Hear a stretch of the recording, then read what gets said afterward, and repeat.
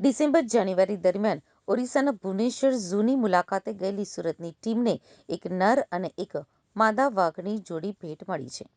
તદુપરાંત 2 માદા વરુ, 2 નર અને 3 માદા શિયાળ, 2 માદા બાર્કિંગ ડિયર તથા 1 નર અને 2 માદા ચોશિંગા પણ લવાયા છે.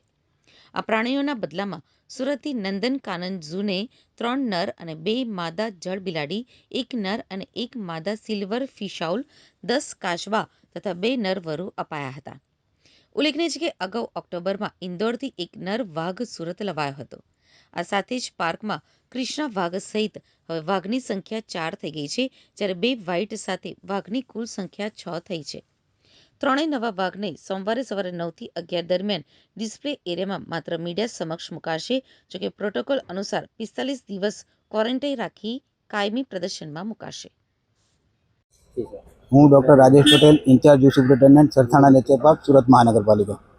સરથાણા નેચર પાર્ક ખાતે આપણે 2 મહિના પહેલાં ઇન્દોર ઝૂ ખાતેથી એક્સચેન્જ કરી અને એક નર ટાઈગર મેળવવામાં આવેલો હતો, જેનું નામ રુદ્ર છે.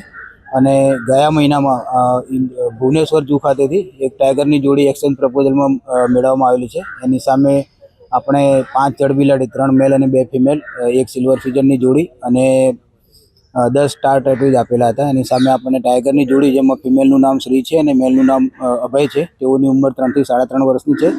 અને ત્યાંથી 2 ઉલ્ફની ફિમેલ અને બાર્કિંગ ડિયરની એક જોડી અને 3 ચોસિંગા મેળવવામાં આવેલા છે.